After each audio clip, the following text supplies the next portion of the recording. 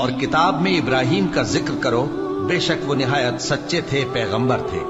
جب انہوں نے اپنے باپ سے کہا کہ ابا، آپ ایسی چیزوں کو کیوں پوچھتے ہیں جو نہ سنیں اور نہ دیکھیں اور نہ آپ کے کچھ کام آ سکیں؟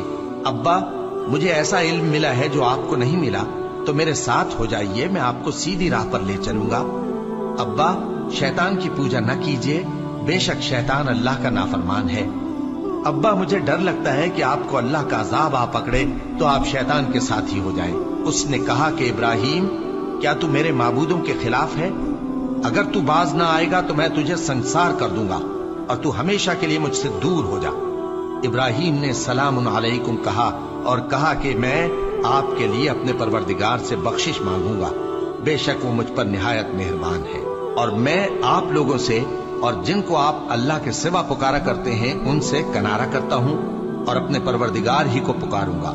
امید ہے کہ میں اپنے پروردگار کو پکار کر محروم نہیں رہوں گا۔